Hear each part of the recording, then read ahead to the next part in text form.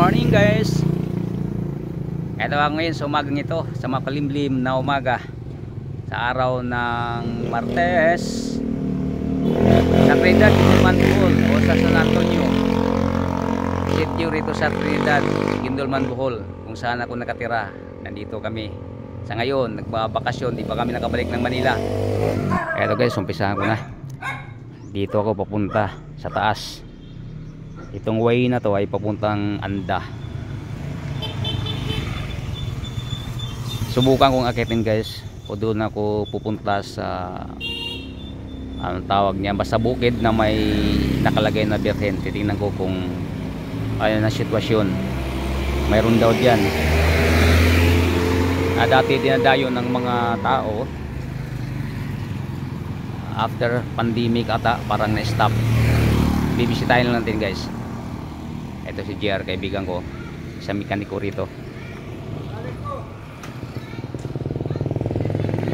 Ayan, sa kanyang talyer yan guys, oh. Ito na, pisahan ko na. Papawis ulit tayo. Itong Trinidad guys, Gindulman ay may tatlong sitio. Tulad na sinasabi ko dun sa unang vlog ko, ang San Antonio, Santa Lucia at ang Albor. Yan. Kaya pagpunta kayo ng Bohol, kung Trinidad pag-usapan, meron kasing bayan na Trinidad ang pangalan. Baka ang punta nyo rito, hindi nyo inaapeliduhan ng Trinidad, Gindulman, Bohol. Baka mapunta kayo dun sa bayan ng Trinidad. Malayo yun guys, nandun sa interior yun.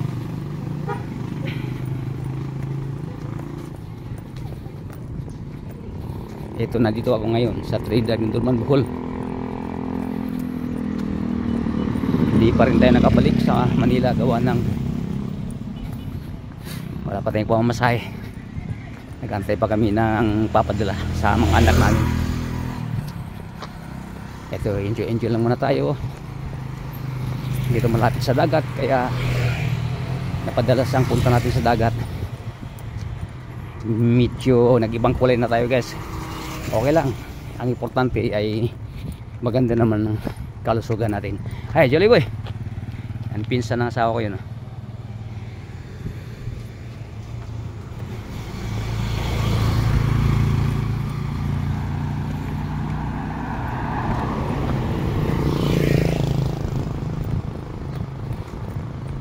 Ang tagsigandahan ng mga bahay rito, nakikita natin.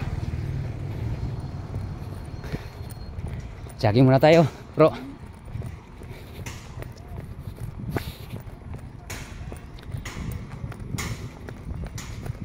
Matagal rin yung panahon na hindi tayo nakauwi rito, kaya nakakalimutan na yung mukha natin, mga kaibigan natin iba rito.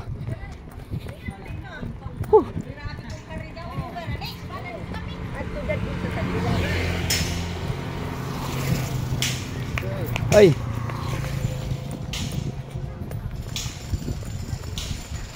nakakaganda ng mga bahay rito.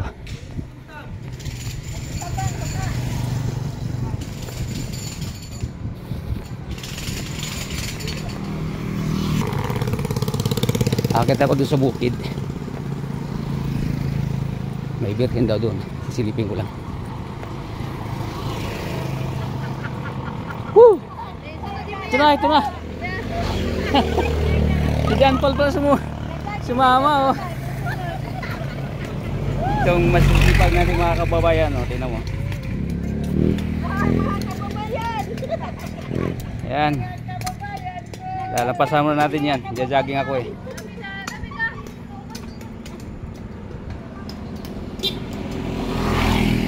Okay guys, gusto na ako. May sumunod sa akin. Woo!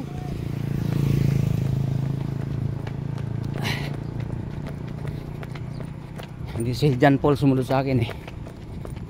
Sama ka, Paul? Malayuan to.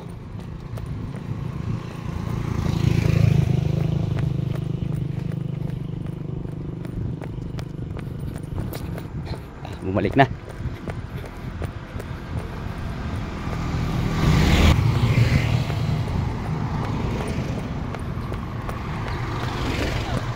Okay, jogging muna. Saan punta mo? Sige, laki ng bahay mo ah. Sige day.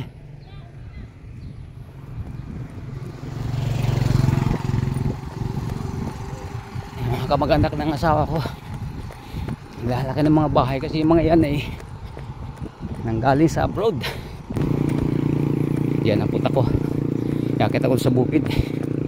Sisilipin ko lang sinasabi nila na may nilagay daw na birhen. Ayan na nga. Bro, jogging tayo. Yakit ako rito. Nandiyan ba may birhen? Sa taas?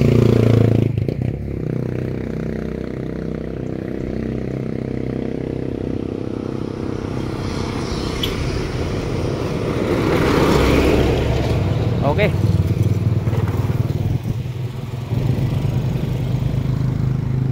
Yan guys, so nakita niyo nasa taas yan eh. Whosoever dies during this scapular shall not suffer eternal fire. Our Lady of Mount Carmel promised to Saint Simon Stock on July 16, 1251. Nakakita ko. Papunta na to guys doon. Kita natin yung bukid yan sa taas oh. Bukid yan. Tingnan natin kung gaano kalayo to. Wala na to sa highway. Papasok na to. Papuntang bukid. Masarap mag-jogging sa probinsya guys. Sariwa ang hangin. Kita naman natin dito maraming mga puno. Ang kahoy, puno ng niyog, mga saging. Kaya pagpasok mo pa lang rito iba na ang klima rito. Malamig na ang simoy ng hangin dito. Sarap ang buhay sa probinsya. Wala nga lang instant money rito. Siyempre kung nagsasaka ka, kung sa palayan 3 months pa yan, nagtatanim-tanim ka ng mga kamuting kahoy, kamote, saging, niyog, hindi agad-agad natin ma-harvest yung yan. Antayin mo pa ang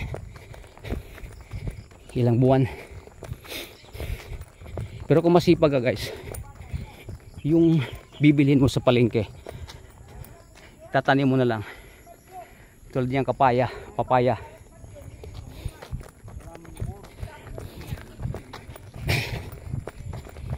Ano pa, mga sibuyas, luya. Tatanim-tanim ka lang rito. Malunggay. Di mo na ibibili niya guys. Kung masipag ka. Tulad yan, may mga talong. Mga talong oh. Ayan oh. Sili.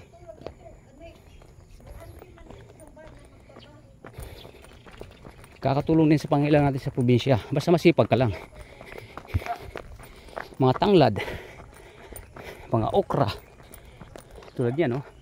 Kalamansi.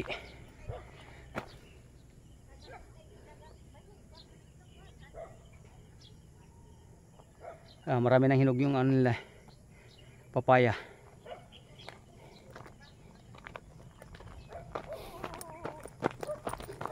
Alaga ka ng baboy, baka, kalabaw.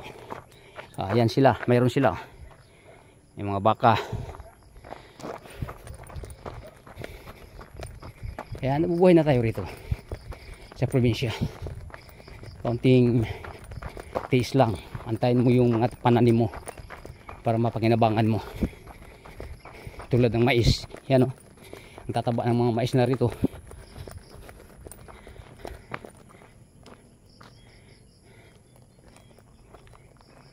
Yan, pag na-harvest mo na yan, di pagkain na rin yan.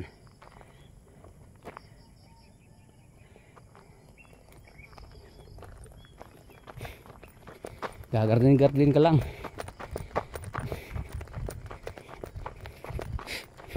May mga pinya. Kita natin diyan, oh. Sari-saring pananim ang mayroon sila rito.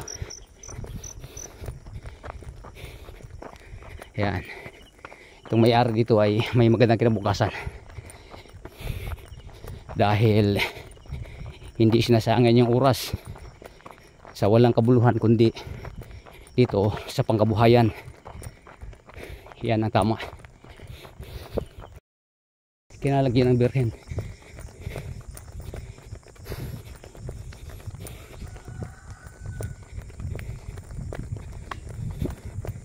Bakit na to guys? Pahon.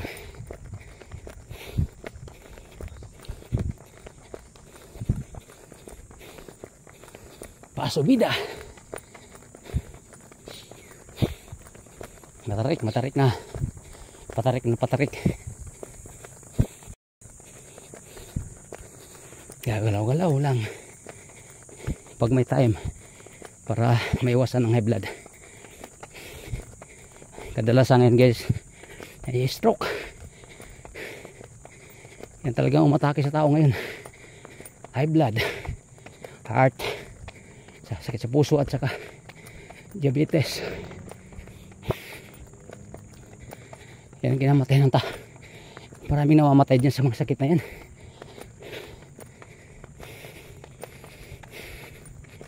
Taas nito talagang subida.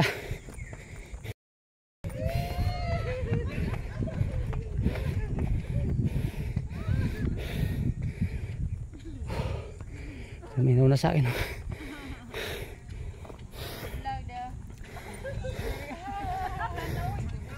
Good morning.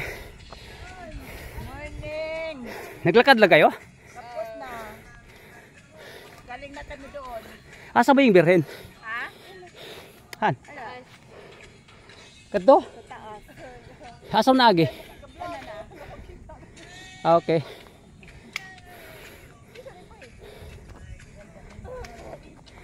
Yan, tama nga. Kita nga ang kabuhan sa baba. Tingnan nyo. Ano yung dagat, oh. Dagat yan guys. Una na kami. Sige. Guys, bye. Ingat. Uwi na sila.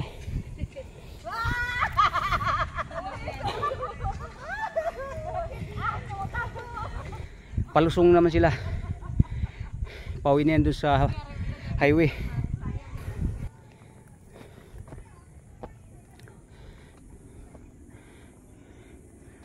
Sarado guys, di tayo makaakyat doon sa birhen. Open only Wednesday, Saturday, just in case close. Yan, nakakandado, oh.